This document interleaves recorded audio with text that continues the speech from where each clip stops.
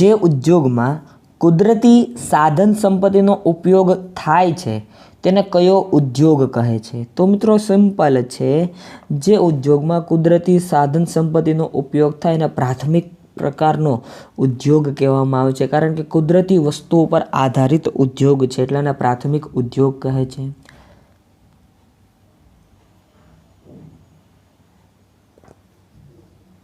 આજનો પ્રશ્ન છે, નીચેના પૈકી કયો સિદ્ધાંત વીમા કરારનો સિદ્ધાંત અનુસાર નથી?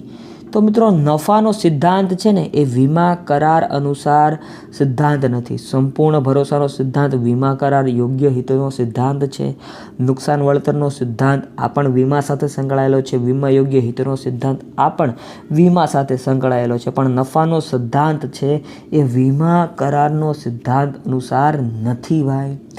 28મો પ્રશ્ન છે ભાઈ, સામાન્ય વીમાનો કયો પ્રકાર સૌથી જૂનો અને સર્વવ્યાપી છે? સામાન્ય વીમાનો દરિયાઈ વીમાનો જે પ્રકાર છે ને, દરિયાઈ વીમો ભાઈ, સી ઇન્સ્યોરન્સ કહેવાય ને. શું કહેવાય ભાઈ? સી ઇન્સ્યોરન્સ, દરિયાઈ વીમો.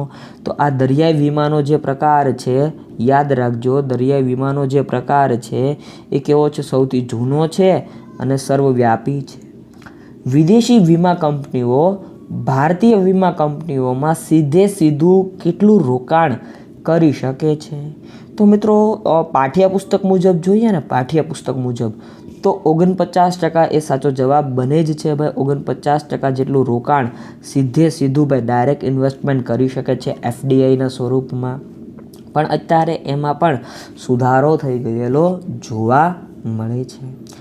કિસાન વિકાસ પત્રમાં પાકતી તારીખે કેટલી રકમ વ્યાજ સહિત ચૂકવવામાં આવે છે? મિત્રો કિસાન વિકાસ પત્ર હોય, કિસાન વિકાસ પત્ર, એમાં પાકતી તારીખે 2 ગણી રકમ વ્યાજ સહિત ચૂકવવામાં આવે છે અને આ લોંગ ટર્મના હોય, બરાબર. 8 વર્ષ કે તેથી વધારે સમયના કિસાન પત્ર જોવા મળે છે. નીચેના પૈકી કયા વીમામાં જોખમનું તત્વ વધુ સમાયેલું છે? મિત્રો હવાઈ વીમો હોય ને, એર ઇન્સ્યોરન્સ, હવાઈ વીમો, એમાં જોખમનું તત્વ વધારે પડતું જોવા મળે છે ભાઈ. મની ઓર્ડરથી કઈ સેવામાં ટપાલી દ્વારા નાણાં ઘરે પહોંચાડવામાં આવતા નથી? જો આવતા નથી આવું છે, બરાબર. તો મની ઓર્ડરની કઈ સેવામાં ટપાલી દ્વારા નાણાં ઘરે પહોંચાડવામાં આવતા નથી? એમાં આવે છે ઇન્સ્ટન્ટ મની ઓર્ડર, એટલે કે બી ઓપ્શન સાચો જવાબ બને છે. તો ઘરે પહોંચાડવામાં આવે એવી સુવિધાઓ કઈ સેવાઓમાં મળે છે? એક તો છે સામાન્ય મની ઓર્ડર, તો આમાં ટપાલી ઘરે પૈસા પહોંચાડવામાં આવે છે. ઈ મની ઓર્ડર, આમાં પણ ટપાલી ઘરે પૈસા પહોંચાડવા માટે આવે છે. અને ખાસ મની ઓર્ડર, આ પણ ઘરે પહોંચાડે છે. વીમાનો મૂળભૂત અભિગમ શું છે? મિત્રો વીમાનો જે મૂળભૂત અભિગમ છે ને એ સામાજિક અભિગમ છે. સમાજમાં રહીને સમાજ માટે ઉપયોગી થવું ભાઈ, બરાબર. વીમા કંપનીઓનો મુખ્ય ઉદ્દેશ, મુખ્ય અભિગમ એ જ છે ભાઈ, સામાજિક અભિગમ જોવા મળે છે. સામાન્ય વીમાના મુખ્ય 2 પ્રકાર કયા છે? મિત્રો સામાન્ય વીમાના મુખ્ય 2 પ્રકાર છે, માલ હેરફેરનો વીમો અને આગનો વીમો ભાઈ. જો આપેલું જ છે, માલ હેરફેરનો વીમો અને આગનો વીમો, આ સામાન્ય વીમાના 2 મુખ્ય પ્રકાર છે ભાઈ, 2 મુખ્ય ટાઈપ છે. તો એ પણ યાદ રાખજો, પૂછાઈ શકે એવી છે. નીચેનામાંથી કયો સિદ્ધાંત જિંદગીના વીમામાં લાગુ પડે છે ભાઈ? લાઈફ ઇન્સ્યોરન્સમાં કયો સિદ્ધાંત લાગુ પડે છે? તો નુકસાન વળતરનો સિદ્ધાંત લાગુ પડે ભાઈ. શેનો? નુકસાન વળતરનો સિદ્ધાંત, એટલે કે સી ઓપ્શન ભાઈ. એ કયા સિદ્ધાંતમાં લાગુ પડે, ક્યાં લાગુ પડે ભાઈ? તો જિંદગીના વીમાના જે પોલિસી લીધી હોય એમાં નુકસાન વળતરનો સિદ્ધાંત લાગુ પડે છે ભાઈ. આમ તો તમને ખબર છે, માનવીનું મૂલ્ય ન આંકી શકાય, માનવીનું જીવન એ અમૂલ્ય છે, પણ છતાં નુકસાન વળતરનો સિદ્ધાંત લાગુ પડે છે. નીચેનામાંથી કયા પ્રકારના વાહનો વ્યવહાર ખૂબ જ ઝડપી, ખર્ચાળ અને જોખમી છે? તો તમે જોઈ રહ્યા છો ભાઈ, હવાઈ વાહન વ્યવહાર ભાઈ. ઓપ્શન નંબર બી, બરોબર, B is a right answer in this question. નીચેનામાંથી કયા પ્રકારનો વાહન વ્યવહાર ખૂબ જ ઝડપી અને ખર્ચાળ છે? તો હવાઈ વાહન વ્યવહાર ખૂબ જ ઝડપી અને ખર્ચાળ અને જોખમી પણ છે જ તે ભાઈ. રાષ્ટ્રીય બચત પત્રનો સમયગાળો કેટલા વર્ષનો હોય છે? તો રાષ્ટ્રીય બચત પત્રનો સમયગાળો 5 અથવા 10 વર્ષનો હોય. 5 અથવા 10 વર્ષનો હોય, આ સાચો જવાબ બને છે. ભારતીય ટપાલ ખાતું ભારતમાં કેટલી પોસ્ટ ઓફિસ ધરાવે છે? તો મિત્રો આમાં ઓપ્શન નંબર એ 1,50,000થી પણ વધુ ભારતમાં ભારતીય ટપાલ ખાતું પોસ્ટ ઓફિસ ભાઈ પોસ્ટ ઓફિસ ધરાવે છે ભાઈ. એટલે આ સાચો જવાબ શું બને છે? A option is a right answer in this question. Lloyd's સંસ્થાની શરૂઆત ક્યાં થઈ હતી? લોઇડ્સ ઓફ લંડન કરીને એક સંસ્થા હતી મિત્રો, જેણે સૌપ્રથમ વીમાની શરૂઆત કરી હતી. લોર્ડ્સ ઓફ લંડન કરીને જે સંસ્થા હતી, એટલે જે ક્યાં આવેલી છે ભાઈ? લંડનમાં આવેલી છે. એના નામમાં જ તમને ખ્યાલ આવી જાય ભાઈ. વીમાના કયા કરારને વીમા પોલિસીથી ઓળખવામાં આવે છે? વીમાના લેખિત કરારને ભાઈ, લેખિત બરોબર લખાણ કરેલું હોય એ કરારને શું કહેવામાં આવે છે? કયા નામથી ઓળખવામાં આવે છે ભાઈ? તો એને વીમા પોલિસીના નામથી ઓળખવામાં આવે છે. શું કહેવામાં આવે છે? વીમા પોલિસીના નામથી ઓળખવામાં આવે છે. નીચેનામાંથી નુકસાન વળતરનો પેટા સિદ્ધાંત કયો છે? તો નુકસાન વળતરનો સિદ્ધાંત ભાઈ એનો પેટા સિદ્ધાંત પણ છે. 41માં સાચો જવાબ શું આવે છે ભાઈ? સી સાચો જવાબ બને છે. ભારતમાં જીવન વીમા નિગમનું રાષ્ટ્રીયકરણ ક્યારે કરવામાં આવ્યું? ભાઈ જીવન વીમા નિગમ LIC life insurance corporation of India, તમે બધાએ વીમો ઉતરાવ્યો હશે ભાઈ. તો આ વીમો ઉતરાવતી life insurance corporation of India એનું રાષ્ટ્રીયકરણ કયા વર્ષમાં કરવામાં આવ્યું? તો 1956 1956માં ભાઈ એનું રાષ્ટ્રીયકરણ કરવામાં આવ્યું હતું. માલના સંગ્રહની વ્યવસ્થા ક્યાં કરવામાં આવે છે? તો સિમ્પલ છે અલ્યા, માલના સંગ્રહની વ્યવસ્થા વખારમાં કરવામાં આવે. ક્યાં કરવામાં આવે ભાઈ? વખારમાં કરવામાં આવે છે. જાહેર વખારો ક્યાં જોવા મળે છે? તો રેલવે સ્ટેશનની પાસે છે બરાબર, અથવા જે ડોકયાર્ડ હોય ભાઈ, ડોકયાર્ડ હોય એની આજુબાજુ પણ શું જોવા મળે તમને? જાહેર વખારોના મકાનો બરાબર, જાહેર વખારો જોવા મળે છે. વખારનું પ્રાથમિક અને સૌથી મહત્ત્વનું કાર્ય કયું છે? તો માલનો સંગ્રહ કરવાનું ભાઈ. શું છે? માલનો સંગ્રહ કરવાનું કાર્ય એ વખારનું પ્રાથમિક અને સૌથી મહત્ત્વનું કાર્ય છે ભાઈ. જકાત ભર્યા વગરના માલની વખારને શું કહે છે? તો એને મિત્રો એક નામ આપવામાં આવ્યું છે, બોન્ડેડ વખાર. કેવી ભાઈ? બોન્ડેડ વખાર. આમાં તમે શું કર્યું હોય? તો જકાત ભર્યા વગરનો માલ હોય, જકાત ભર્યા વગરનો માલ જોવા મળે એટલે એને બોન્ડેડ વખાર કહે છે બસ. કોલ્ડ સ્ટોરેજ આવું પણ તમે સાંભળ્યું હશે બરાબર ને? એ જ સ્ટોરેજની અહીં વાત કરવામાં આવે છે. ઈંડા, દૂધ, માંસ વગેરે જેવી નાશવંત ચીજ વસ્તુઓ કઈ વખારમાં રાખવામાં આવે છે? તો આ બધું કોલ્ડ સ્ટોરેજમાં રાખવામાં આવે. ક્યાં રાખવામાં આવે? કોલ્ડ સ્ટોરેજમાં રાખવામાં આવે છે. વખારમાં માલનો સંગ્રહ થાય ત્યારે કયા તુષ્ટિગુણનું સર્જન થાય છે? તો ત્યારે મિત્રો સમય તુષ્ટિગુણનું સર્જન થાય ભાઈ. સંગ્રહ કરે છે એટલે સમય તુષ્ટિગુણનું સર્જન થાય છે. આયાત કરેલ માલની પુનઃ નિકાસ કરવાની હોય તો જકાત કેટલી ભરવી પડે છે?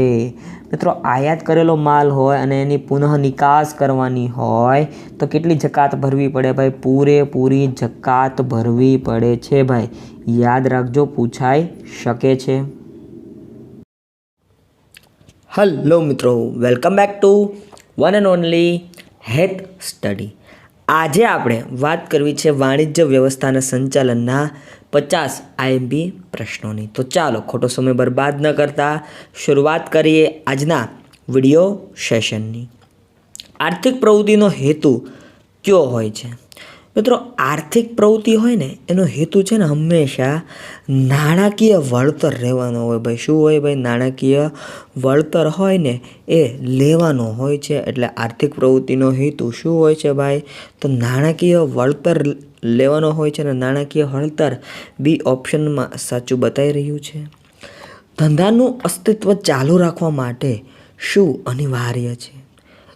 ઓપ્શન આપેલા છે મિત્રો. કોઈ પણ ધંધો હોય એ ધંધાનું અસ્તિત્વ શરૂ રાખવું હોય તો શું મળતું હોવું જોઈએ? તો કાંઈ નહીં મિત્રો, શું મળતું હોવું જોઈએ ભાઈ? નફો મળતો હોવો જોઈએ. એટલે કે ધંધો હોય, ધંધો એનું અસ્તિત્વ ચાલુ રાખવા માટે શું જરૂરી છે ભાઈ? નફો બરાબર, પ્રોફિટ જરૂરી બને છે. ધંધાની કાર્યક્ષમતાનો માપદંડ કયો છે? તો કોઈ પણ ધંધો હોય એની કાર્યક્ષમતાનો માપદંડ પ્રોફિટ નફો છે ભાઈ. કાચા માલમાંથી તૈયાર માલનું ઉત્પાદન થાય એટલે કયા તુષ્ટિગુણનું સર્જન થાય છે? મિત્રો કાચો માલ હોય એમાંથી તૈયાર માલમાં વસ્તુનું સર્જન કરવામાં આવે તો આ કયો તુષ્ટિગુણ કહેવાય? તો તમે તો વિચાર કરો મિત્રો, કાચો માલ હોય, ધારો કે આપણી પાસે કપાસ હોય, રૂ હોય, બરાબર, રૂ હોય તો આ રૂનું કાપડમાં રૂપાંતરણ થાય તો આમાં સ્વરૂપ બદલાયું એટલે સ્વરૂપ તુષ્ટિગુણનું સર્જન થાય. શેનું સર્જન થાય ભાઈ? સ્વરૂપ તુષ્ટિગુણનું સર્જન જોવા મળે છે. ધંધાના મહત્તમ સંપત્તિના સર્જનનો હેતુ કોના આર્થિક લાભ સાથે સંકળાયેલો છે? ભાઈ ધંધામાં મહત્તમ સંપત્તિના સર્જનનો હેતુ કોના આર્થિક લાભ સાથે સંકળાયેલો છે? યસ બટ ઓબ્વિયસ, જે ઓનર હોય, માલિક હોય એના લાભ સાથે સંકળાયેલો છે. રોજગારના બદલામાં શું મેળવાય છે? ભાઈ રોજગારના બદલામાં વેતન મેળવાય. શું મેળવાય ભાઈ? વેતન મળે છે, બરાબર. એટલે વેતન અહીં સાચો જવાબ આવે છે. ફી કોને ચૂકવાય?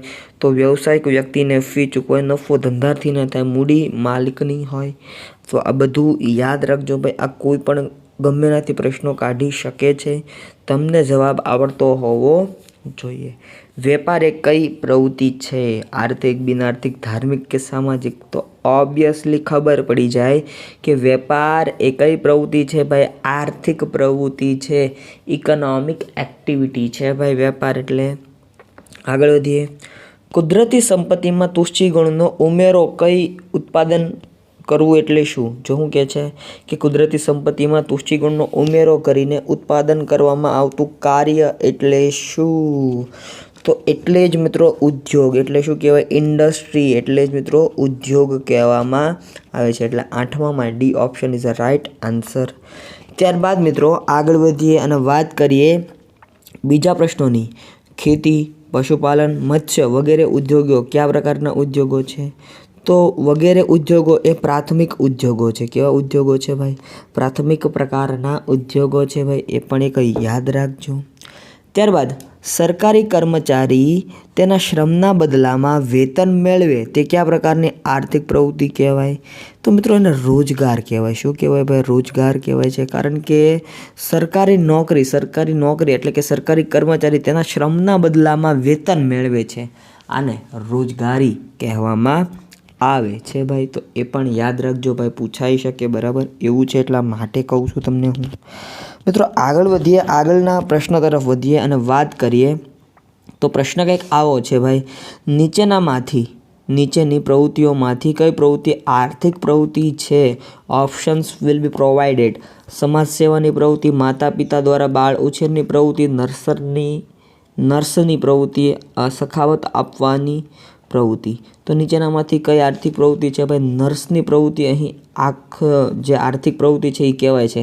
કારણ કે સમાજ સેવાની પ્રવૃત્તિ એ બિનઆર્થિક પ્રવૃત્તિ છે. માતા પિતા દ્વારા બાળકનો ઉછેર એ પણ બિનઆર્થિક. સખાવત આપવાની પ્રવૃત્તિ એ પણ મિત્રો બિનઆર્થિક પ્રવૃત્તિ છે. પણ નર્સની પ્રવૃત્તિ એ આર્થિક પ્રવૃત્તિ ગણાય છે.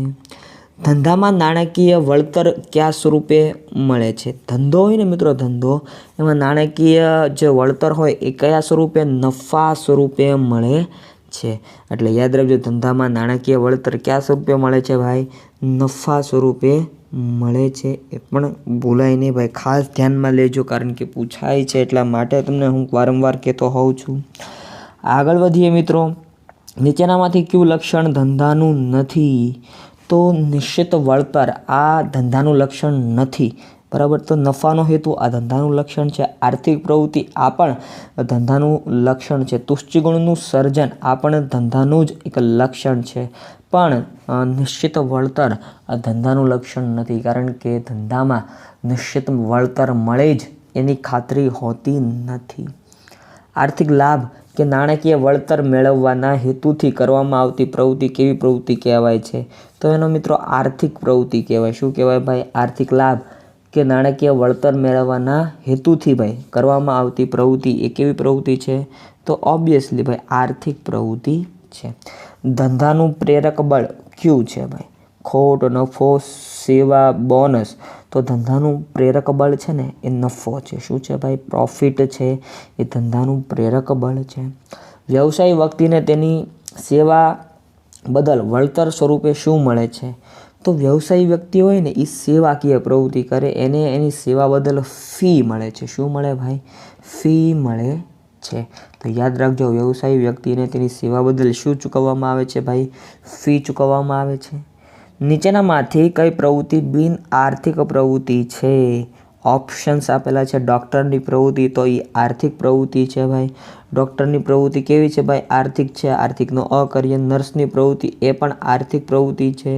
પ્રાધ્યાપકની પ્રવૃત્તિ એ પણ આર્થિક પ્રવૃત્તિ છે. માતા દ્વારા બાળકનો ઉછેર આ બિન આર્થિક પ્રવૃત્તિ છે ભાઈ. આ બિન આર્થિક પ્રવૃત્તિ છે. તો યાદ રાખજો ભાઈ, આવા પણ પ્રશ્નો તમારી એક્ઝામમાં ડૂક્યું કરી જાય. ધંધામાં હેતુની ચર્ચા કરીએ તો ધંધાના હેતુને કેટલા ભાગમાં વહેંચવામાં આવે છે? તો ધંધાના હેતુને 2 ભાગમાં વહેંચી શકાય છે ભાઈ. કુદરતની નજીક રહીને ઉત્પાદન પ્રવૃત્તિ કરવામાં આવે તેને કેવો ઉદ્યોગ કહેવાય? તો એને મિત્રો છે ને પ્રાથમિક ઉદ્યોગ કહેવાય. શું કહેવાય? પ્રાથમિક ઉદ્યોગ કહેવામાં આવે છે. મત્સ્ય ઉદ્યોગ એ કેવા પ્રકારનો ઉદ્યોગ છે? મિત્રો મત્સ્ય ઉદ્યોગમાં માછલી, બરાબર, દરિયાઈ માછલી અને તળાવમાં ઉછેર કરાયેલી માછલીઓનો ઉદ્યોગ કરવાનો હોય એટલે એ કેવો ઉદ્યોગ કહેવાય છે ભાઈ? પ્રાથમિક ઉદ્યોગ કહેવાય છે. કેવો ઉદ્યોગ? પ્રાથમિક ઉદ્યોગ. વસ્તુ કે સેવાના બદલામાં વસ્તુ કે સેવાનો અથવા નાણાંનો વિનિમય થાય એટલે શું? એટલે જ મિત્રો વેપાર. એટલે શું ભાઈ? C option is a right answer. એટલે જ વેપાર. વેપારમાં વિનિમય માટે કેટલા પક્ષકારો હોય? તો ભાઈ 2 પક્ષકારો તો હોવા જ જોઈએ. એક ખરીદનાર અને એક વહેંચનાર. એટલે અહીંયા સાચો જવાબ શું આવે છે? 2 પક્ષકારો હોવા જોઈએ. અમેરિકાની કંપની ભારતના વેપારને કમ્પ્યુટર વેચે તો તે કયો વેપાર કહેવાય? તો તે મિત્રો આંતરરાષ્ટ્રીય વેપાર કહેવાય. કેવો? આંતરરાષ્ટ્રીય વેપાર કહે છે. વસ્તુની સ્વરૂપ ઉપયોગિતામાં વધારો કોણ કરે છે? જો સ્વરૂપ ઉપયોગિતામાં વધારો મિત્રો ઉદ્યોગ કરે છે, કારણ કે વસ્તુનું સ્વરૂપ એમાં બદલાતું હોય એટલે જે વસ્તુનું સ્વરૂપ હોય છે ભાઈ એમાં વધારો કોણ કરે છે ભાઈ? ઉદ્યોગ દ્વારા કરવામાં આવે છે. એટલે અહીંયા સાચો જવાબ ઉદ્યોગો બને જ છે ભાઈ.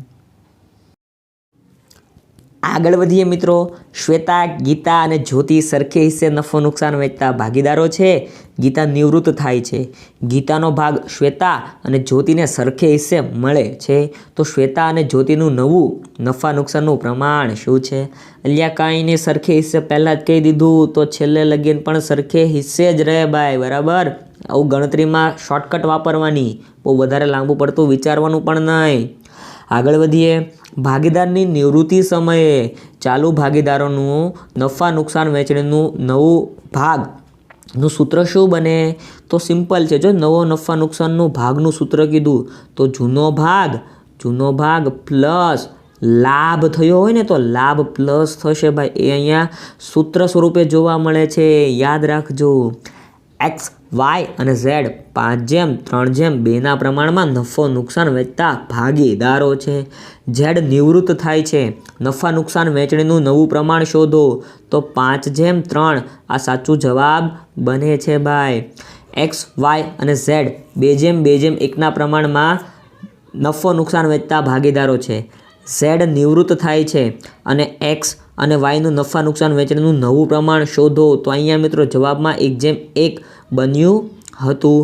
પી, ક્યુ અને આરનું નફા નુકસાન વહેંચણીનું પ્રમાણ 1/3, 1/2, 1/3 અને 1/6 છે. તો આર નિવૃત્ત થાય તો ચાલુ ભાગીદારીનું નવું નફા નુકસાનનું પ્રમાણ શું થઈ શકે? 3:2 આ સાચો જવાબ બનતો હતો ભાઈ. બરાબર. ગણતરી આપણે ટેલિગ્રામમાં મૂકેલી જ છે. ટેલિગ્રામની લિંક નીચે આપી છે, અથવા તો તમે હેત સ્ટડી STUDY આવું લખશો તો પણ તમને જોવા મળશે ભાઈ. ત્યાં તમને બધી ગણતરી આપેલી છે. અહીંયા વિડીયો લાંબો થઈ જાય એટલા માટે ગણતરી કરીને બતાવતો પણ નથી. હું ડાયરેક્ટ જવાબ બોલી રહ્યો છું ભાઈ. આગળ વધીએ. અ, બ અને ક 6:3:1 પ્રમાણમાં નફો નુકસાન વહેંચતા ભાગીદારો છે. કને નિવૃત્ત જાહેર કર્યો છે. કનો હિસ્સો અ અને બને 3:2 પ્રમાણમાં મળેલ છે. તો નવું નફા નુકસાન વહેંચણીનું પ્રમાણ શું થાય? 33:17 થાય. કેટલું થાય? 33:17 થાય. હેતા, હેમા અને હેલી 1/3/6 પ્રમાણમાંથી નફો નુકસાન વહેતા ભાગીદારો છે. હેતા નિવૃત્ત થાય છે તો લાભનું પ્રમાણ નક્કી કરો. 1/2 લાભનું પ્રમાણ અહીં બને છે. ભાગીદારની નિવૃત્તિ વખતે પાકા સરવૈયામાં દર્શાવેલ સામાન્ય અનામત ભાગીદારોના મૂડી ખાતે કયા પ્રમાણમાં જમા થાય છે? તો નફા નુકસાન વહેંચણીના પ્રમાણમાં જમા થશે, પણ કયા પ્રમાણમાં? જૂના પ્રમાણમાં. નન્નુના જૂના પ્રમાણમાં જમા થશે ભાઈ, યાદ રાખજો અલ્યા. નન્નુના કયા પ્રમાણમાં જમા થશે? જૂના પ્રમાણમાં જમા થશે. ભાગીદારના નિવૃત્તિ સમયે ખાલખાદ અનામત હોય, દેવાદાર વટાવ અનામત ક્યાં દર્શાવાશે? તો એ પાકા સરવૈયામાં મિલકત લેણા બાજુ પાસમાં મિલે સાઈડ દર્શાવવામાં આવશે. ક્યાં દર્શાવવામાં આવશે? પાકા સરવૈયામાં મિલકત લેણા બાજુ દર્શાવવામાં આવશે. ભાગીદારની નિવૃત્તિ પછી કર્મચારી નફાભાગ ભંડોળ પાકા સરવૈયામાં કેવી રીતે દર્શાવાશે? તો દેવા તરીકે દર્શાવાશે. પાકા સરવૈયામાં કેવા તરીકે? અલ્યા દેવા તરીકે દર્શાવવામાં આવશે, કારણ કે કર્મચારી નફાભાગ ભંડોળ છે. આની વહેંચણી ભાગીદારો વચ્ચે થાય અલ્યા? ન થાય, યાદ રાખતા જજો. ભાગીદારની નિવૃત્તિ વખતે નફા નુકસાન હવાલા ખાતેથી નફો કે નુકસાન ભાગીદારોના મૂડી ખાતે કયા પ્રમાણમાં ફાળવવામાં આવે? તો નફા નુકસાન વહેંચણીના જૂના પ્રમાણમાં ફાળવવામાં આવે છે. નિવૃત્ત ભાગીદારી પેઢીના નફામાં ક્યાં સુધી હકદાર છે? છેલ્લે વાર્ષિક હિસાબથી નિવૃત્તિ સુધી. જો છેલ્લો વાર્ષિક હિસાબ થયો હોય ત્યારથી લઈને એ જ્યારે નિવૃત્ત થતો હોય તો એ દિવસ સુધી તે નફો મેળવવા માટે હકદાર બને છે. અને આગળ આપણે પ્રમાણસર નફાની વાત કરી તો એ અહીંયા ગણતરી કરવાની વાત આવે છે. સક્રિય ભાગીદારે જાહેર નોટિસ દ્વારા તેની નિવૃત્તિ અંગેની જાહેરાત કરવી ફરજિયાત છે. જો સક્રિય ભાગીદાર હોય અને જાહેર નોટિસ દ્વારા તેની નિવૃત્તિ અંગેની જાહેરાત કરવી એના માટે ફરજિયાત છે ભાઈ. નિવૃત્તિ કે મૃત્યુ પામેલા ભાગીદારના લેણાની આખરી પતાવટ વખતે તેને ચૂકવવા પાત્ર રકમમાંથી શું બાદ થાય? તો ચાલુ ખાતાની ઉધાર બાકીનું વ્યાજ બાદ કરવામાં આવે. શું બાદ કરવામાં આવે? ચાલુ ખાતાની ઉધાર બાકીનું વ્યાજ બાદ કરવામાં આવે છે ભાઈ. નિવૃત્ત ભાગીદારની લેણી રકમ પેઢીમાં લોન તરીકે રાખવામાં આવે ત્યારે આ રકમ કયા ખાતે ઉધાર હશે? તો આ રકમ મિત્રો મૂડી ખાતે ઉધાર કરવામાં આવશે. કયા ખાતે ભાઈ? અલ્યા મૂડી ખાતે ઉધાર થશે. નિવૃત્ત ભાગીદાર પેઢીના નફામાંથી ક્યાં સુધી હકદાર રહે? તો છેલ્લા વાર્ષિક હિસાબ સુધી. આગળ જ આપણે ચર્ચા કરી, કાપી નાખીએ છીએ એને. નિવૃત્ત ભાગીદારને ચૂકવવાની રકમ તેને ચૂકવી શકાય તેમ ન હોય તો તેની સંમતિથી કયા ખાતે લઈ જવાશે? લોન ખાતે લઈ જવામાં આવશે. અને એના ઉપર વાર્ષિક જો કાંઈ જોગવાઈ ન હોય તો 6% વ્યાજ પણ ચૂકવવું પડે છે ભાઈ. કામદાર નફાભાગ ભંડોળ ભાગીદારની નિવૃત્તિ વખતે ખાલી જગ્યા તરીકે નોંધાય છે. તો નવા પાકા સરવૈયામાં જવાબદારી તરીકે નોંધાય. ક્યાં ભાઈ? નવા પાકા સરવૈયામાં. કઈ રીતે? તો જવાબદારી તરીકે દર્શાવાય છે. યશ, નીલ, મિત સરખે હિસ્સે નફા નુકસાન વહેતા ભાગીદારો છે. નીલ નિવૃત્ત થાય છે. નીલનો ભાગ યશને અને મિતને સરખે હિસ્સે મળે છે. તો યશ અને મિતનું નવું નફા નુકસાનનું પ્રમાણ શું થશે? અહીંયા ગણતરી કરો ને તલ્યા, 1/1 સાચો જવાબ આવે છે હો, યાદ રાખજો. ઈલા, શીલા અને નીલા 2/1 પ્રમાણમાં નફો નુકસાન વહેતા ભાગીદારો છે. નીલા નિવૃત્ત થાય છે તો ઈલા અને શીલાનું નફા નુકસાનનું વહેંચણીનું પ્રમાણ શું થાય? 1/1 થાય ભાઈ. સરખે હિસ્સે હતું એટલા માટે. પલક, પ્રીતિ અને પાયલ 2/2 પ્રમાણમાં નફો નુકસાન વહેંચે છે.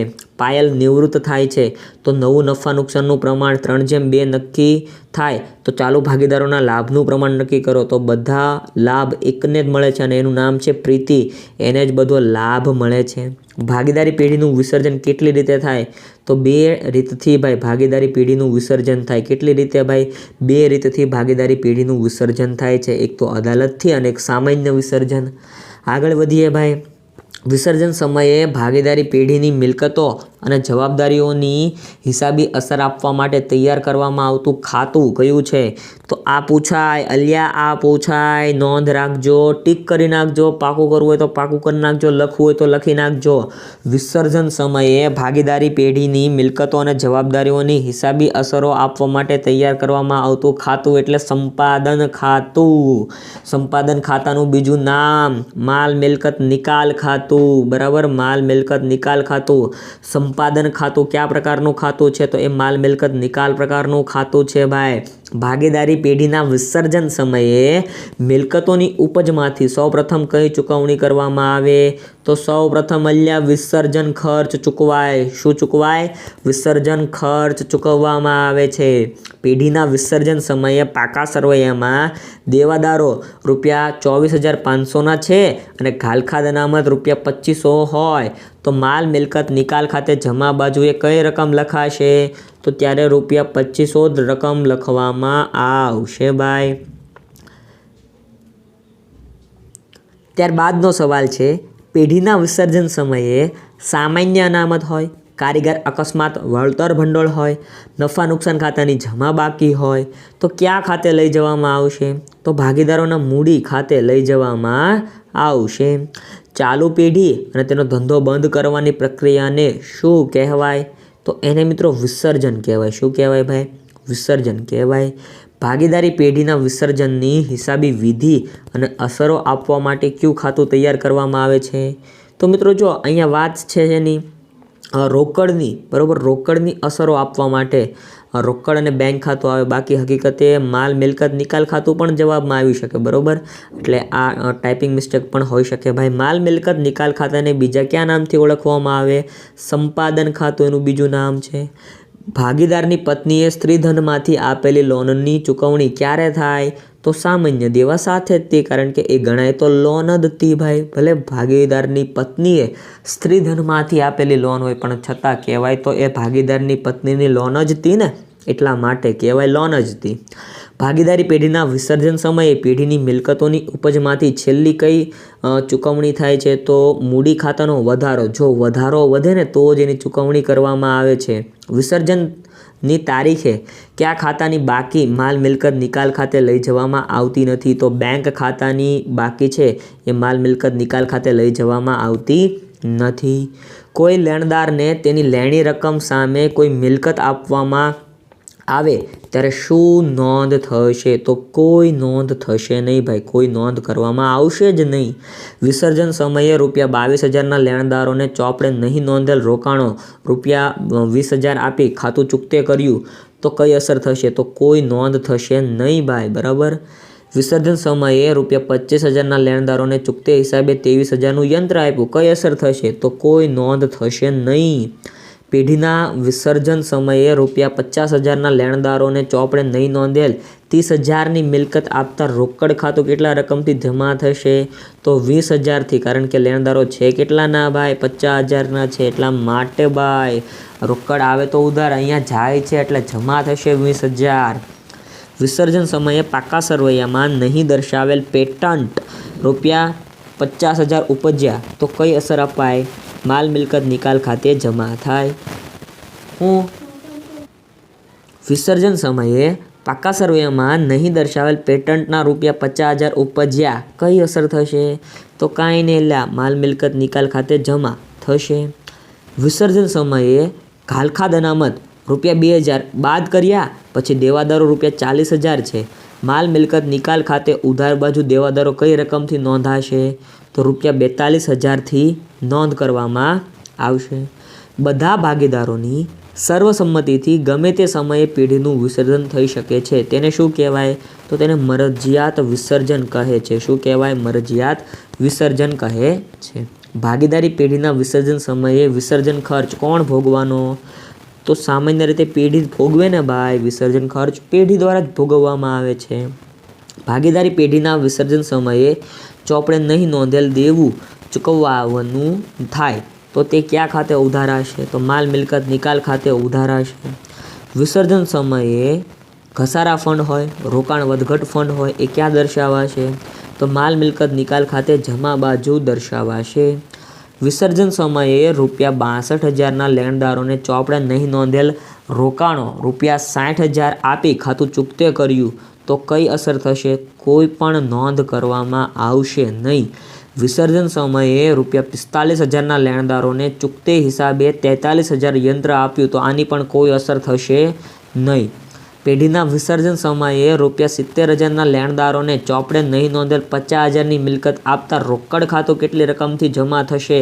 તો 20,000થી રોકડ ખાતું જમા થશે, કારણ કે 20,000 રોકડા આપ્યા હોય એટલા માટે જમા થાય. વિસર્જન સમયે પાક્કા સરવૈયામાં નહીં દર્શાવેલ પેટન્ટ ₹30,000 ઉપજ્યા કઈ અસર થશે? તો માલ મિલકત નિકાલ ખાતે જમા થશે ભાઈ, કારણ કે પાક્કા સરવૈયામાં નહીં દર્શાવેલ છે અને એના ઉપજ્યા, એટલા માટે એક પ્રકારે આ માલ મિલકત નિકાલ ખાતામાં જમા બાજુ નોંધ થશે. રોકડ હશે તો રોકડ ખાતે આવે તે ઉધાર થશે. એટલા માટે જ્યારે ભાગીદારી પેઢીનો સમગ્ર ધંધો વેચી દેવામાં આવે તો તેને શું કહેવાય? તો એને ભાગીદારી પેઢીનું વિસર્જન કહેવામાં આવે છે ભાઈ. Thank you so much. 151મો પ્રશ્ન જોઈએ. જૂના ભાગીદારે પણ તેના ભાગની પાઘડી ખાલી જગ્યા અન્ય જૂના ભાગીદારોને આપવી પડે. કઈ રીતે? તો નવા નફા નુકસાનના પ્રમાણમાં તેનો ભાગ અને જૂના ભાગ કરતાં વધારે જોવા મળતો હોય ને ત્યારે પણ એને પાઘડીની રકમ ચૂકવવી હિતાવહ બને છે. પુનઃમૂલ્યાંકન ખાતાનો નફો કે ખોટ જૂના ભાગીદારો ખાતે જૂના પ્રમાણમાં લઈ જવામાં આવે છે ભાઈ. પુનઃમૂલ્યાંકન ખાતાનો નફો કે ખોટ જૂના ભાગીદારો ખાતે જૂના પ્રમાણમાં લઈ જવામાં આવે છે.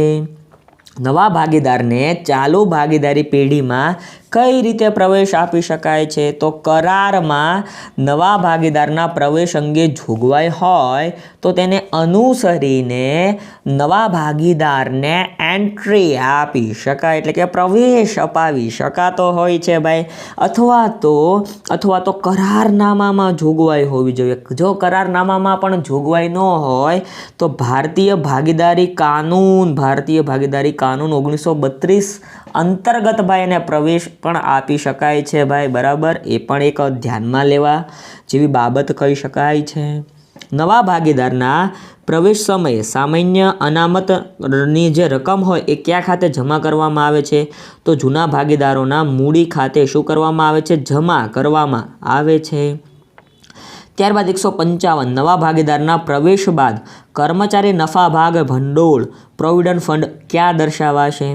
તો જો નવા ભાગીદારનો પ્રવેશ થઈ ગયો છે, પ્રવેશ બાદનું નવું પાકું સરવૈયું બનાવશો તમે, તો આ નવા પાકા સરવૈયામાં મૂડી દેવા બાજુ નફા ભાગ ભંડોળ અને પ્રોવિડન્ટ ફંડમાં ફાળો અથવા પ્રોવિડન્ટ ફંડ બંને દર્શાવી શકાય છે. પ્રોવિડન્ટ ફંડ અને નફા ભાગ ભંડોળ ક્યાં દર્શાવાય? નવા પાકા સરવૈયામાં કઈ બાજુ? મૂડી દેવા બાજુ. અલ્લા સિમ્પલ છે. આગળ વધીએ.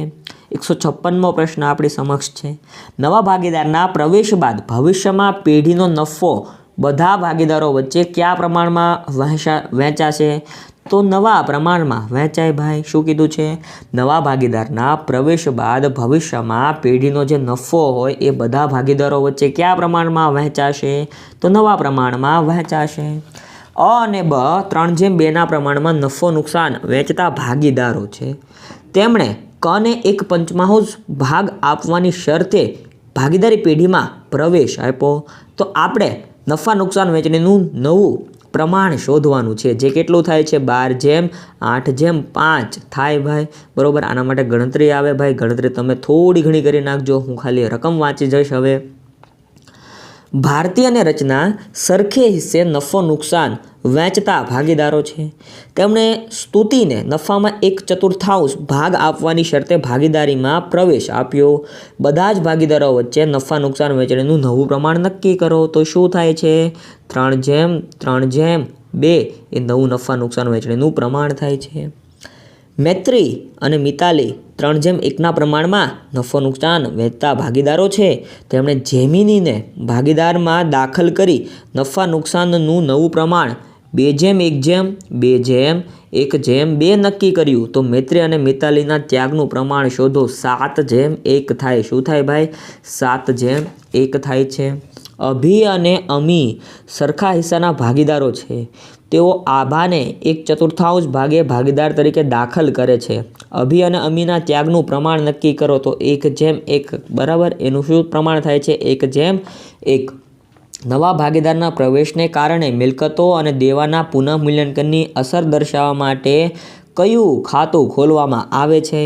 તો ભાઈ પુનઃ મૂલ્યાંકન ખાતું ખોલવામાં આવે છે. એના વ્યાખ્યામાં જ આવે ભાઈ નવા ભાગીદારોના કારણે પેઢીનું પુનર્ગઠન થાય. શું થાય ભાઈ? પુનર્ગઠન થાય. અને ત્યારે મિલકતો અને દેવાની નવી કિંમતની આંકણી કરવા માટે અને એની નોંધ કરવા માટે પેઢીના ચોપડે એક ખાસ પ્રકારનું ખાતું ખોલવામાં આવે છે. અને આ જ ખાતું એટલે પુનઃ મૂલ્યાંકન ખાતું ભાઈ, જેનું બીજું નામ શું છે? નફા નુકસાન હવાલા ખાતું. યસ, કમેન્ટમાં સાચો જવાબ આપ્યો તમે.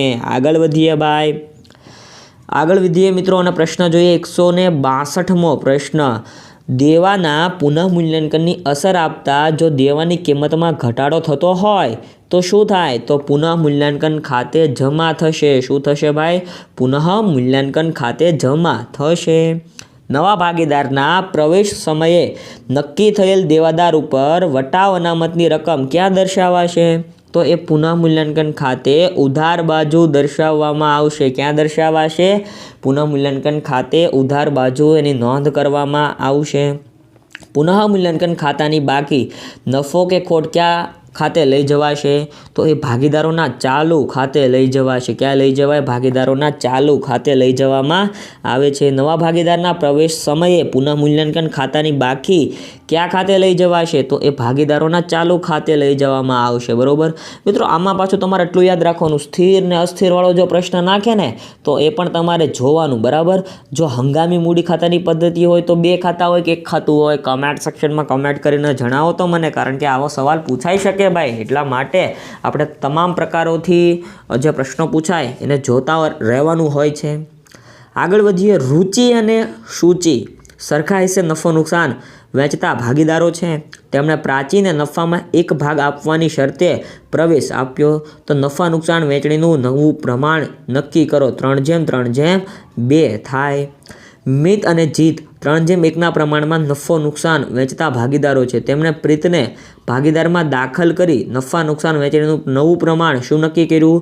2:1:2 નક્કી કર્યું છે. તો જૂના ભાગીદારોના ત્યાગનું પ્રમાણ શોધો. શું થાય ભાઈ? 7:1 થાય. શું થાય ભાઈ? 7:1 જોવા મળે છે. ભાગીદારની નિવૃત્તિ વખતે પાકા સરવૈયામાં દર્શાવેલ નફા નુકસાન ખાતાની ઉધાર બાકી ખાલી જગ્યા નોંધાય છે. તો નિવૃત્ત થતા ભાગીદાર સહિત બધા જ ભાગીદારોના મૂડી ખાતાની ઉધાર બાજુ જૂના નફા નુકસાનના પ્રમાણમાં નોંધવામાં આવે છે ભાઈ.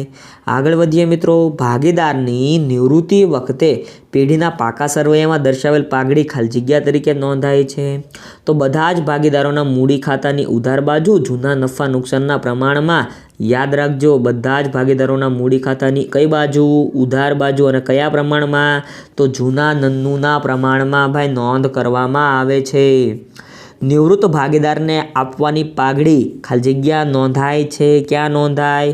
તો બાકી ભાગીદારોના મૂડી ખાતાની ઉધાર બાજુ તેમના લાભના પ્રમાણમાં નોંધવામાં આવે છે. જે બાકી રહેલા ભાગીદાર હોય એમના મૂડી ખાતાની ઉધાર બાજુ તેમના લાભના પ્રમાણમાં ભાઈ નોંધવામાં આવે છે.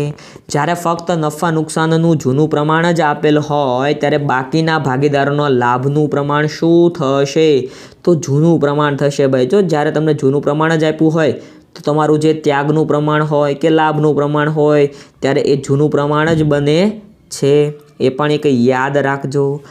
નિવૃત્ત થતા ભાગીદાર સિવાયના ભાગીદારોમાંથી કોઈ એક ભાગીદારને પણ પાઘડી ખાલી જગ્યા મળે છે તો નવા નફા નુકસાનના પ્રમાણમાં તેનો ભાગ અને જૂના ભાગ કરતાં જો ઓછો હોય ને ત્યારે એને પાઘડી મળે છે ભાઈ.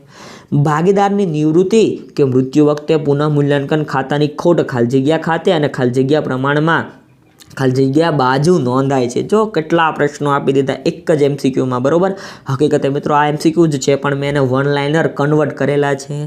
ભાગીદારની નિવૃત્તિ કે મૃત્યુ વખતે પુનઃ મૂલ્યાંકન ખાતાની ખોટ તો બધા જ ભાગીદારો ખાતે કયા પ્રમાણમાં? જૂના નફા નુકસાનના પ્રમાણમાં કઈ બાજુએ? ઉધાર બાજુએ નોંધવામાં આવશે. એલા સિમ્પલ છે, ખાલી જોવો એટલે યાદ રહેતું જશે અને આવડતું પણ જશે. નિવૃત્ત થતા ભાગીદારને ચૂકવવાની બાકી રકમ પર ભાગીદારી કરારનામામાં જો કોઈ ઉલ્લેખ ન હોય તો કેટલા ટકા વ્યાજ ચૂકવવામાં આવે? 6% વ્યાજ ચૂકવવામાં આવે. પણ શેના અંતર્ગત? ભારતીય ભાગીદારી કાનૂન અંતર્ગત 6% વ્યાજ ચૂકવવામાં આવે છે ભાઈ. હિસાબી વર્ષ તારીખ 31/3/2016 રોજ પૂરું થાય છે, તો તારીખ 30/6/2016 રોજ ભાગીદારનું મૃત્યુ થાય છે, તો તેનો નફામાં ભાગ 1/3 છે. તો ગયા વર્ષના નફામાં 24,000ને આધારે નફામાં ભાગ મળવાપાત્ર હોય તો તેનું મૃત્યુ વખતે ખાલી જગ્યા નફામાં ભાગ મળશે. તો મિત્રો આ પ્રમાણસર ગણતરી કરવામાં આવે અને ₹2,000નો સાચો જવાબ બને છે. ભાઈ ₹2,000 એ સાચો જવાબ અહીંયા બને છે. ત્યારબાદનો દાખલો છે પી, ક્યુ અને આર સરખે હિસ્સે નફો નુકસાન વહેંચતા ભાગીદારો છે. તેમનું નવું પ્રમાણ 1:2:3 છે. ભાગીદાર ક્યુનો ત્યાગ નક્કી કરો. ભાઈ તો મિત્રો ત્યાગનું પ્રમાણ ગોતવાનું છે. ત્યાગનું પ્રમાણ શું મળે છે?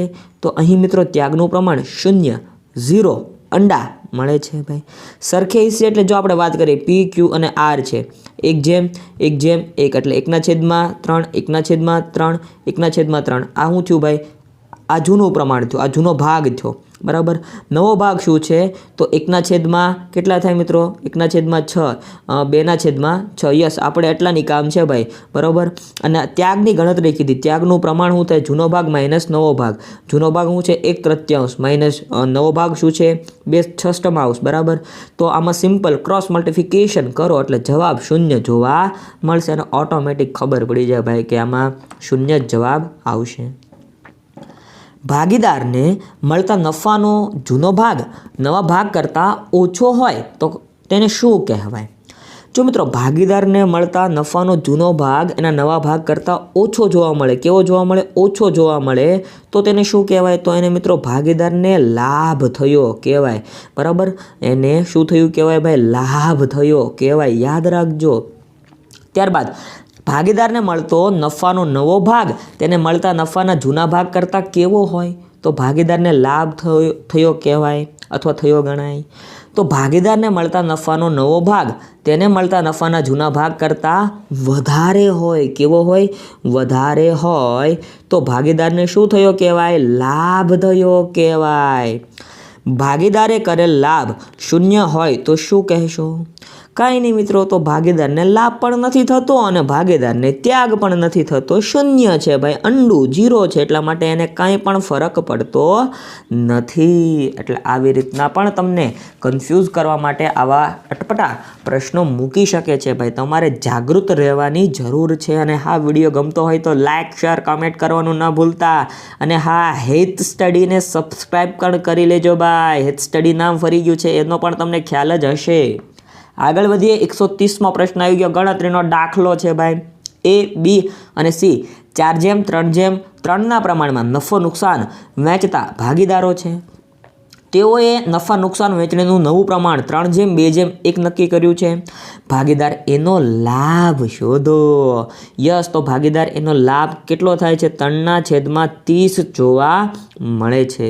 લાભનું સૂત્ર તમને આવડતું હોવું જોઈએ ભાઈ. નવો ભાગ માઇનસ જૂનો ભાગ, બરાબર. શું થાય? નવો માઇનસ જૂનો ભાગ. આગળ વધીએ મિત્રો. તો તમે જોઈ રહ્યા છો 131. એ પણ મિત્રો ગણતરીનો જ દાખલો છે. X, Y અને Z વચ્ચે નફા નુકસાન વહેંચણીમાં થયેલા ફેરફારને કારણે Xનો ભાગ શું છે? 1 છે. Yનો ભાગ, Yને મળતો લાભ 1 છે. તો Zનો ત્યાગ શું થાય?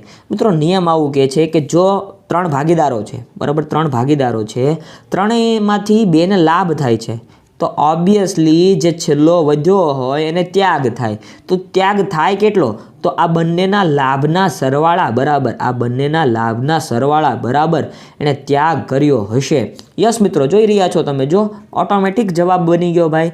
સિમ્પલ છે, એલા યાદ રાખતા જાઓ. મોજમાં ભણો, રોજ ભણો. આગળ વધીએ. ડોલી અને તોષા નફા નુકસાન વહેંચણીનું પ્રમાણ 3:2 બદલીને 1:4 કરે છે. તો શું થશે? તો મિત્રો અહીંયા ડોલી છે ને એ ત્યાગ કરશે તો ઓટોમેટિકલી તોષાને લાભ થાય ભાઈ. ડોલીને ત્યાગ થતો હોય તો તોષાને શું થાય ભાઈ? લાભ થાય. મળવાની બાકી આવક અથવા અગાઉથી ચૂકવેલ ખર્ચ જો આપણે નોંધવાનો બાકી હોય તો પુનઃમૂલ્યાંકન વખતે કયા ખાતે દર્શાવવા છે? તો પુનઃમૂલ્યાંકન ખાતે જમા બાજુ દર્શાવાશે. ક્યાં દર્શાવાશે ભાઈ? પુનઃમૂલ્યાંકન ખાતાની જમા બાજુ એને દર્શાવવામાં આવે છે. પુનઃમૂલ્યાંકન દ્વારા દેવાની કિંમતમાં ઘટાડો થતો હોય તો પુનઃમૂલ્યાંકન ખાતાને શું અસર થશે? તો મિત્રો શું થાય ભાઈ? પુનઃમૂલ્યાંકન ખાતાને શું અસર થાય? પુનઃમૂલ્યાંકન ખાતે જમા થાય, કારણ કે દેવાની કિંમતમાં ઘટાડો થઈ, પુનઃમૂલ્યાંકન ખાતામાં ફાયદો થયો ભાઈ, એટલા માટે જમા દર્શાવાશે. પુનઃમૂલ્યાંકન ખાતાની ઉધાર બાકી એટલે શું? તો યાદ રાખજો, પુનઃમૂલ્યાંકન ખાતાની ઉધાર બાકી એટલે ખોટ. એટલે શું ભાઈ? એટલે ખોટ. ત્યારબાદ પુનર્ગઠન સમયે નીચેનામાંથી કઈ વિગતો ભાગીદારના મૂડી / ચાલુ ખાતે જમા થાય? તો કારીગર અકસ્માત વળતર ભંડોળ. કારીગર અકસ્માત વળતર ભંડોળ એ પુનર્ગઠન સમયે ભાગીદારોના મૂડી / ચાલુ ખાતે શું થશે ભાઈ? જમા થશે. યાદ રાખજો, જમા થશે. પુનર્ગઠન સમયે અનામત ભંડોળની રકમ કયા ખાતે જમા થાય છે? તો એ ભાગીદારોના મૂડી / ચાલુ ખાતે શું થાય છે? જમા થાય છે ભાઈ. મિલકતો અને દેવાના પુનઃમૂલ્યાંકન સમયે દેવાદારો ઉપર ઘાલખાદ અનામતની જોગવાઈ કરવાની હોય તો ખાલી જગ્યા શું થાય? પુનઃમૂલ્યાંકન ખાતું ઉધાર થાય, કારણ કે મિલકતો અને દેવાની જે પુનઃમૂલ્યાંકન સમયે ઘાલખાદ અનામતની જોગવાઈ રાખવાની હોય તે એક પ્રકારનું આપણું નુકસાન કહેવાય, બરાબર. એટલે પુનઃમૂલ્યાંકન ખાતું અહીંયા શું કરવામાં આવશે ભાઈ? ઉધાર કરવામાં આવશે. પુનઃમૂલ્યાંકન ખાતાની જમા બાકી એટલે નફો. પુનઃમૂલ્યાંકન ખાતાની જમા બાકી એટલે નફો. તો ઉધાર બાકી એટલે શું થાય ભાઈ? ઉધાર બાકી એટલે ખોટ થાય. સિમ્પલ છે અલ્યા, યાદ રાખતા જાઓ. કારીગર અકસ્માત વળતર ભંડોળની જમા બાકી ભાગીદારી પેઢી માટે શું છે? તો એ એકત્રિત નફો છે. શું છે ભાઈ? એકત્રિત થયેલો નફો છે. જે ક્યાં જાશે? એકત્રિત થયેલો નફો છે તે જાશે ક્યાં? તો જૂના ભાગીદારોના જૂના પ્રમાણમાં વહેંચણી થશે. કોની વચ્ચે? તો જૂના ભાગીદારો વચ્ચે જ વહેંચણી થાય ને અલ્યા, યાદ રાખતા જાજો. 142માં પ્રશ્ન તરફ આપણે આગળ વધી રહ્યા છીએ, પણ એની પહેલાં જો એક રહી ગયો ભાઈ, નીચેનામાંથી કઈ એકત્રિત નફાની બાકી છે? તો અનામત ભંડોળ એ પણ શું છે ભાઈ? એકત્રિત નફાની બાકી છે ભાઈ. એકત્રિત નફાની શું છે? બાકી છે. એ પણ અલ્યા યાદ રાખતા જજો. આગળ વધીએ. પ્રિયા, પ્રીતિ અને પીના નામ એટપટા રાખે. પ્રિયા, પ્રીતિ અને પીના 2:1:1ના પ્રમાણમાં નફો નુકસાન વહેંચતા ભાગીદારો છે. તેઓ પોતાનું નફા નુકસાન વહેંચણીનું પ્રમાણ બદલીને 1:2:1નું નક્કી કરે તો પીનાનો ત્યાગ શોધો. પીનાનો ત્યાગ અહીંયા શૂન્ય જવાબમાં આવશે ભાઈ. હવે તમને ત્યાગના પ્રમાણનું સૂત્ર તો આવડે જ છે ને? જૂનો ભાગ માઇનસ નવો ભાગ એટલે ત્યાગનું પ્રમાણ મળી જાય ભાઈ. એટલે જાતે ગોતી નાખજો અલ્યા. આગળ વધીએ. ભાગીદારના પ્રવેશ વખતે સામાન્ય અનામત અને નફા નુકસાન ખાતાની જમા બાકી ખાલી જગ્યા ખાતે લઈ જવામાં આવે છે. તો જૂના ભાગીદારોના મૂડી ખાતે લઈ જવામાં આવે. ક્યાં લઈ જવામાં આવે? જૂના ભાગીદારોના કોના ખાતે ભાઈ? મૂડી ખાતે લઈ જવામાં આવે છે અલ્યા. આગળ વધીએ. 144મો પ્રશ્ન આપણી સમક્ષ છે. ભાગીદારના પ્રવેશ વખતે પેઢીના પાકા સરવૈયામાં દર્શાવેલ પાઘડીની નોંધ ખાલી જગ્યા થાય. ક્યાં થાય? તો જૂના ભાગીદારોના મૂડી ખાતે જૂના નફા નુકસાનના પ્રમાણમાં ઉધાર અને પાઘડી ખાતે જમા થશે. નવા ભાગીદારે લાવેલ પાઘડીનું પ્રીમિયમ ખાલી જગ્યા બાજુ લઈ જવામાં આવે છે. તો જૂના ભાગીદારોના મૂડી ખાતે તેમના ત્યાગના પ્રમાણમાં, કેના પ્રમાણમાં ભાઈ? ત્યાગના પ્રમાણમાં. પણ ત્યાગનું પ્રમાણ અલ્યા આપ્યું જ ન હોય તો શું થાય? તો જે જૂનું પ્રમાણ હોય ને એને જ ત્યાગનું પ્રમાણ ગણી લેવામાં આવે છે. એ પણ ભૂલાય નહીં, એ પણ યાદ રાખજો. પુનઃમૂલ્યાંકન ખાતું ખાલી જગ્યા પ્રકારનું ખાતું છે. તો કેવું ખાતું છે? ઉપજ ખર્ચ પ્રકારનું. ઉપજ ખર્ચ પ્રકારનું ખાતું છે પુનઃમૂલ્યાંકન ખાતું. આ સવાલ પૂછાઈ શકે એવો છે. નવો ભાગીદાર તેના ભાગની પાઘડીની રકમ રોકડમાં લાવે ત્યારે ખાલી જગ્યા ખાતે જમા કરવામાં આવે. પાઘડીના પ્રીમિયમ ખાતે જમા કરવામાં આવે, કારણ કે એ પાઘડીના પ્રીમિયમ પેટે રકમ લાવતો હોય એટલા માટે ભાઈ. હિસાબી ધોરણ 26 મુજબ ખાલી જગ્યા પાઘડી ચોપડે દર્શાવી શકાય નહીં. તો સ્વમૂલ્યાંકન દ્વારા આંકવામાં આવેલી પાઘડી કેવી? સ્વમૂલ્યાંકન. બરોબર. આપણે કહી દઈએ કે ભાઈ મારી ધંધાની પાઘડીની કિંમત ₹1,00,000 છે. એટલે આવું ન હાલે. ચાર્ટર્ડ એકાઉન્ટન્ટ દ્વારા પ્રોપર વેમાં પાઘડીની ગણતરી કરવામાં આવે અને એ આપણી પાઘડીની કિંમત નક્કી કરી શકે ભાઈ. એની માટે ઘણી બધી પ્રોસેસ પણ હોય ભાઈ. એટલે આવું ન ચાલે, બરાબર. યાદ રાખજો, સ્વમૂલ્યાંકન દ્વારા આંકવામાં આવેલ પાઘડીને દર્શાવી શકાતી બિલકુલ નથી. આગળ વધીએ. પુનઃ મૂલ્યાંકન ખાતાને ખાલી જગ્યા ખાતું પણ કહે છે. નફા નુકસાન હવાલા ખાતું એટલે આગળ જ બની ગયા. જ્યારે ફક્ત નફા નુકસાનનું જૂનું પ્રમાણ જ આપેલ હોય ત્યારે જૂના ભાગીદારોનું ત્યાગનું પ્રમાણ શું થાય? આગળ જ આપણે વાત કરી, જૂનું પ્રમાણ એ જેમનું ત્યાગનું પ્રમાણ પણ બને છે. એટલે એ પણ યાદ રાખજો, એટલે ભૂલાઈ ન જાય હો, ભૂલાઈ ન જાય. આગળના પ્રશ્નો તરફ વધીએ મિત્રો. પ્રશ્ન નંબર 101 કંઈક આવો છે. સરેરાશ નફાને મૂડીકૃત કરવાની પદ્ધતિ અનુસાર પાઘડી એટલે? તો મૂડીકૃત નફો માઇનસ ધંધામાં રોકાયેલી મૂડીને બાદ કરો એટલે શું મળે ભાઈ? તો મૂડીકૃત કરવાની પદ્ધતિ અનુસાર પાઘડીની રકમ મળે છે.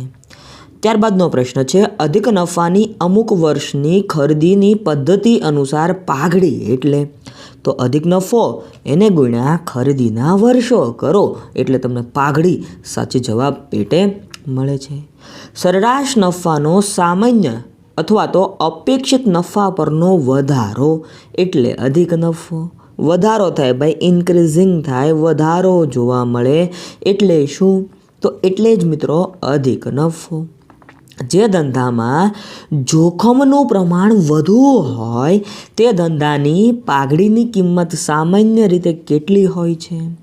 મિત્રો જ્યાં જ્યાં રિસ્ક હોય ને ત્યાં ત્યાં પાઘડીની કિંમત કેવી હોય ભાઈ? ઓછી જોવા મળે છે. કેવી જોવા મળે ભાઈ? ઓછી જોવા મળે છે. ધંધાકીય એકમની પ્રતિષ્ઠાનું મૂલ્ય એટલે શું? તો એટલે જ મિત્રો પાઘડી. ધંધાકીય એકમની પ્રતિષ્ઠાનું મૂલ્ય એટલે શું ભાઈ? પાઘડી. જે પેઢી પાસે આયાત લાયસન્સ, ટ્રેડમાર્ક, કોપીરાઇટ કે પેટન્ટને કારણે તેની પાઘડીનું મૂલ્ય શું રહે છે ભાઈ? કેવું રહે છે? આવો સવાલ પૂછાય. તો એના કારણે એનું પાઘડી, કોપીરાઇટ, લાયસન્સના કારણે એનું મૂલ્ય ઊંચું રહે છે. કેવું રહે છે ભાઈ? ઊંચું રહે છે. યાદ રાખો. નીચેની માહિતી પરથી ભારિત સરેરાશ નફાની રકમ શોધો. જો ભારિત સરેરાશ નફાની રકમ કીધી ભાઈ, બરાબર, તો 26,500 સાચી જવાબ પેટે તમને ભારિત સરેરાશ નફાની રકમ જોવા મળે ભાઈ. આમાં મિત્રો હોય કાંઈ નહીં. અહીંયા જે 21,000 આપ્યું છે 2017નું વર્ષ, 24,000 આપ્યું છે, પછી 30,000 આપ્યું છે. તો આ વર્ષ લખવાના, એને ગુણ્યા ભાર આપવાનો 1, 2, 3, બરાબર.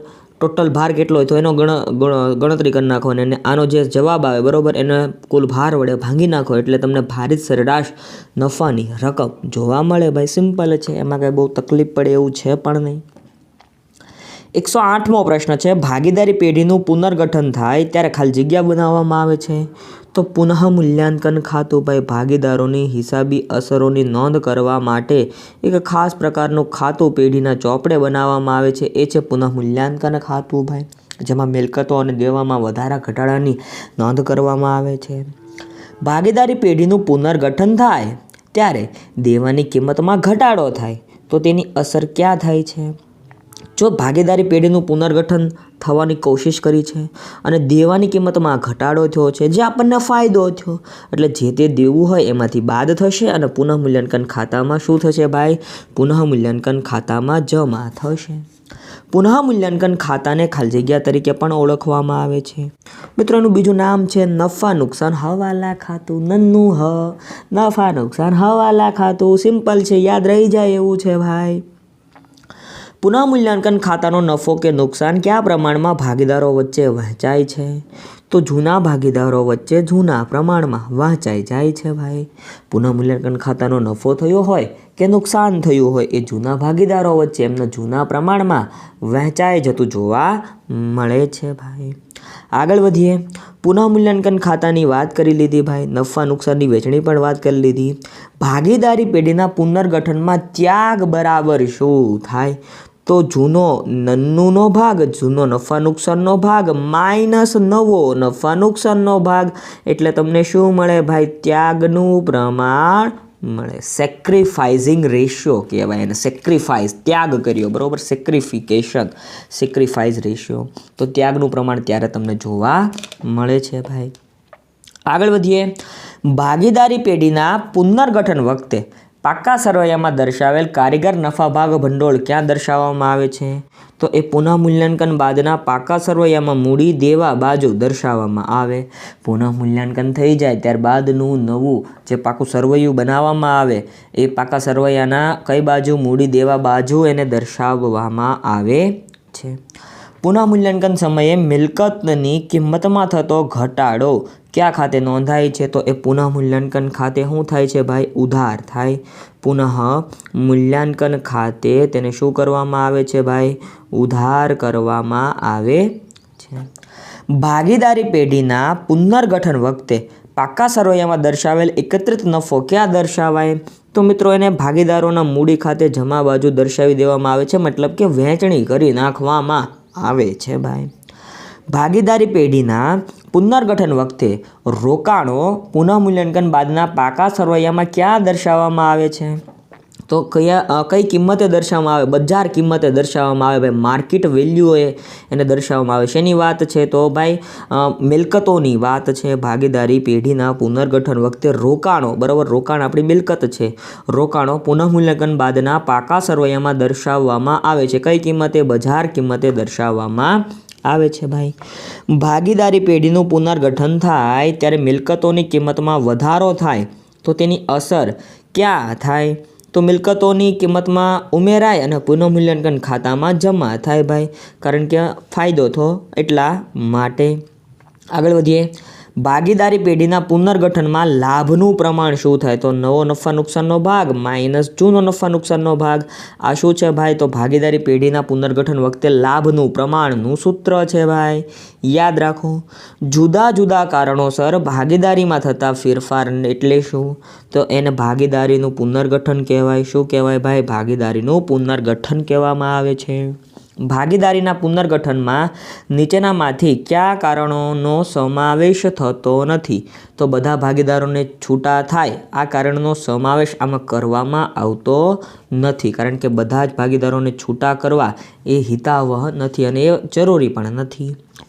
ચાલુ ભાગીદારી પેઢીમાં ચાલુ ભાગીદારો વચ્ચે નફો કે નુકસાન વહેંચણીનું પ્રમાણ કેવી રીતે બદલી શકાય?